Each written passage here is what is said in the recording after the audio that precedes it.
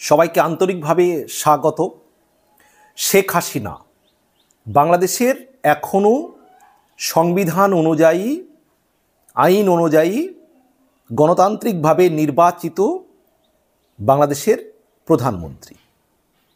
তিনি এই মুহূর্তে ভারতে রয়েছেন।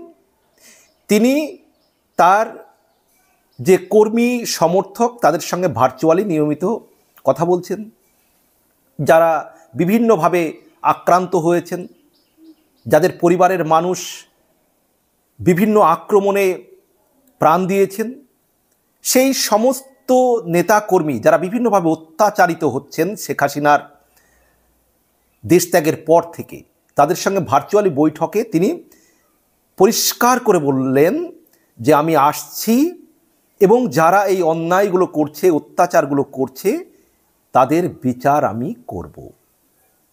হাসিনা একেবারে কনফিডেন্টের সঙ্গে জোর গলায় তিনি বলেছেন যে আল্লাহ আমাকে বাঁচিয়ে রেখেছেন একটা কারণে, আর সেদিন আসবে যখন আওয়ামী লীগের সদস্যদের উপরে যারা আক্রমণ করছে তাদের প্রত্যেকের বিচার করা হবে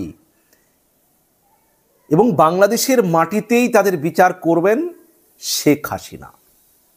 এবং তিনি খুব তাড়াতাড়ি ফিরছেন, এই বার্তা কিন্তু শেখ হাসিনা দিয়েছেন অনলাইনে।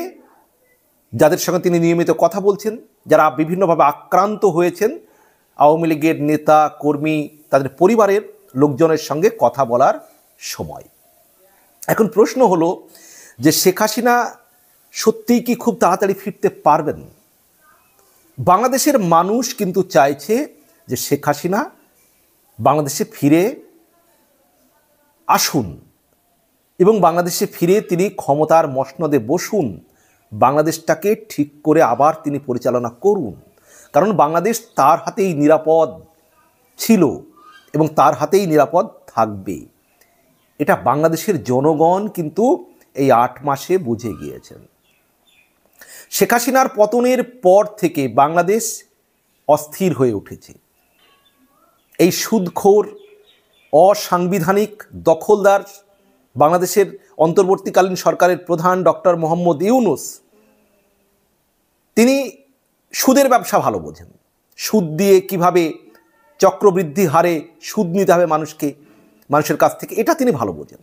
কিন্তু একটা দেশ পরিচালনা করা, দেশের মানুষকে ভালো রাখা, এই বিষয়টি আসলে তার কর্ম নয়। আজকে বাংলাদেশে দেখুন, আইন নেই, শৃঙ্খলা নেই। শেখ হাসিনার পতনের দিন 5ই আগস্ট গণভবনে যেভাবে ভাঙচুর হয়েছে, লুটপাট হয়েছে, গণভবনের হাঁস, মাছ, কাপড় চোপড়, আসবাব সামগ্রী, এমনকি হাসিনার অন্তর্বাস সহ কোনো কিছুই ছাড়েনি।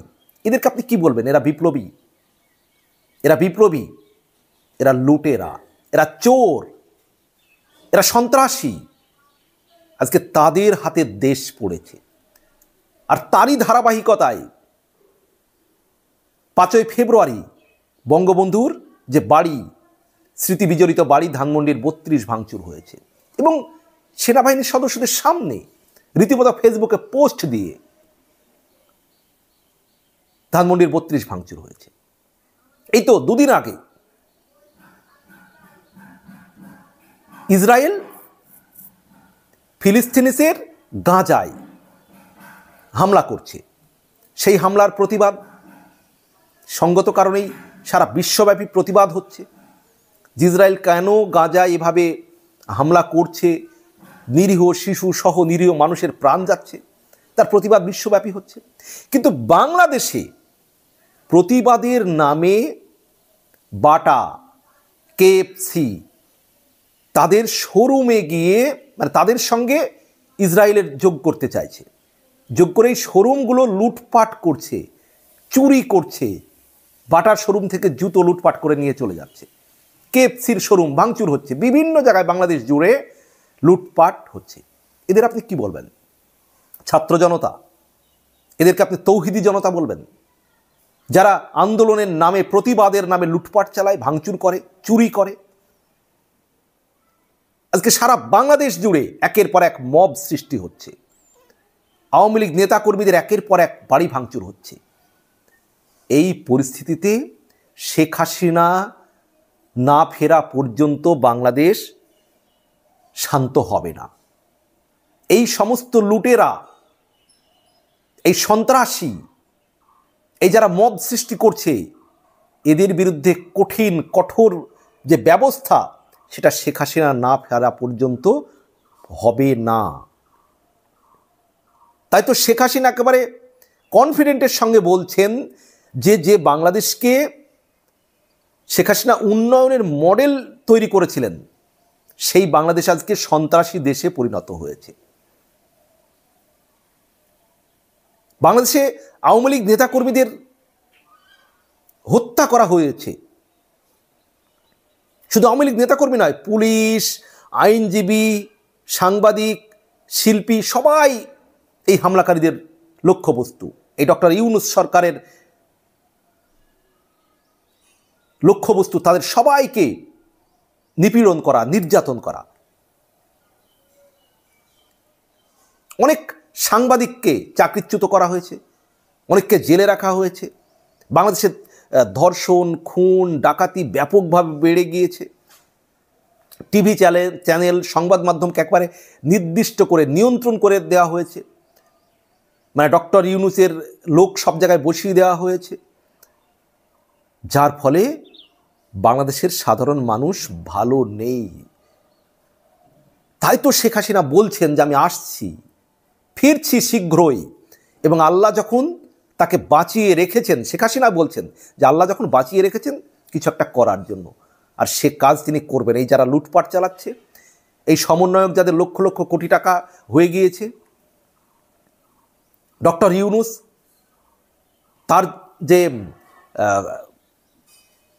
তার বিরুদ্ধে যে মামলা সবগুলো তুলে নেওয়া হয়েছে, তার কোম্পানির যে কর সব তিনি মুকুব করে নিয়েছেন।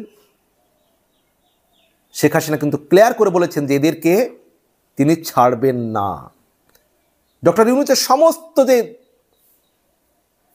তার যে কোম্পানিগুলো রয়েছে সেগুলোকে তিনি জনগণের মধ্যে বিলিয়ে দেবেন, এ কথাও কিন্তু শেখ হাসিনা বলেছেন।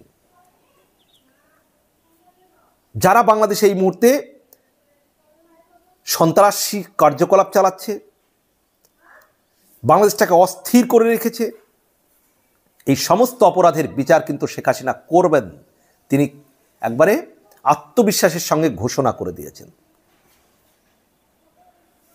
তাই আমরা অপেক্ষায় রয়েছি যে শেখ হাসিনা কবে ফিরে যাবেন, বাংলাদেশটাকে আবার সেই উন্নয়নশীল উন্নত মডেলে প্রতিষ্ঠা করবেন, একটা শান্তির বাংলাদেশ গড়ে তুলবেন। আর এই যারা আজকে বাংলাদেশটাকে অস্থির করে রেখেছে, মবের রাজত্ব করে তুলেছে, চুরি, ডাকাতি, সন্ত্রাসী একের পর এক কার্যকলাপ চালাচ্ছে, তাদের কিন্তু বিচার শেখ হাসিনা করবেন। আজকে চিন্তা করুন তো, বাংলাদেশের একজন আওয়ামী লীগের একজন প্রাক্তন সাংসদ, এমপি আজিজ, তাকে আদালত জামিন দিয়েছে। জামিন দেওয়ার পরে তাকে ধরে টেনে হিঁচড়ে মারধর করা হচ্ছে। আচ্ছা বলুন তো, আদালত কাউকে জামিন দিতে পারে না?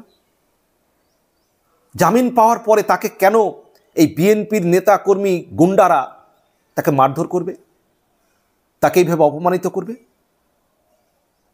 আদালত জামিন দিতে পারবে না। তাহলে সেখানে আইন আছে, নিয়ম আছে, শৃঙ্খলা আছে। এই রকম পরিস্থিতিতে শেখ হাসিনার ফেরা ছাড়া বাংলাদেশ আইন শৃঙ্খলা এবং শান্তি শৃঙ্খলায় ফিরবে না। তাই বাংলাদেশের জনগণ মনে করছে যে শেখ হাসিনা যত তাড়াতাড়ি বাংলাদেশে ফিরুন এবং বাংলাদেশের ক্ষমতার চেয়ারে তিনি বসুন। এবং বাংলাদেশে এটা এখন রিয়েলিটি যে নিরপেক্ষ যদি অবাধ সুষ্ঠু নির্বাচন হয় বাংলাদেশে, এই মুহূর্তে বাংলাদেশের 300 আসনের মধ্যে আওয়ামী লীগ 200-র বেশি আসনে জয়লাভ করবে। এটা বাংলাদেশের জনগণের মতামত। এটা বাংলাদেশের বিখ্যাত ইউটিউবার, প্রাক্তন সাংসদ, লেখক, রাজনৈতিক বিশ্লেষক গোলাম মওলা রনির বক্তব্য যে বাংলাদেশে এই মুহূর্তে লেভেল প্লেইং ফিল্ডে নিরপেক্ষ নির্বাচন হলে আওয়ামী লীগ 200-র বেশি আসন পাবে। গোলাম মওলা রনি সাহেব বলছেন। তিনি একজন বিখ্যাত অ্যানালিস্ট, ইউটিউবার, রাজনৈতিক বিশ্লেষক, প্রাক্তন সাংসদ এবং অসম্ভব পড়াশোনা করা ব্যক্তি। আমি ওনার প্রায় ভিডিও দেখি। কিছু কিছু বক্তব্যের সঙ্গে আমি একমত হতে পারি না, কারণ উনি একটা সকালে এক ধরনের বক্তব্য বলেন, আবার বিকাল আর এক ধরনের বক্তব্য বলেন। এইটাগুলো একটা স্ট্যান্ড পয়েন্ট হয় না, যে জিনিসটা হয়তো উনি আমাদের চাইতে অনেক ভালো বোঝেন, উনি জানেন কেন এই ধরনের বক্তব্য বলেন উনি। কিন্তু একটা স্ট্যান্ড পয়েন্ট থাকতে হয় মানুষের, যে আমি যে বক্তব্যটা দেব, আজ সকালে আমি এই বললাম এই হবে, আবার বিকালে বলবো না ওই হবে, তাহলে মানুষ তো দিশাহারা হয়ে যাবে। যাই হোক, বাংলাদেশের জনগণ চাইছেন শেখ হাসিনা ফিরুন এবং বাংলাদেশটাকে আবার তিনি উন্নয়নের মডেল করে তুলুন। সম্মানিত দর্শক, বাংলাদেশের জনগণ, ভাই বোন, বন্ধুরা, আপনারা কি মনে করেন? আপনাদের কি মন্তব্য? শেখ হাসিনার যত তাড়াতাড়ি ফিরে বাংলাদেশের মসনদে বসা উচিত? আপনার কি মনে হয় জানাবেন কমেন্ট বক্সে। ভালো থাকবেন, সবার জন্য শুভকামনা।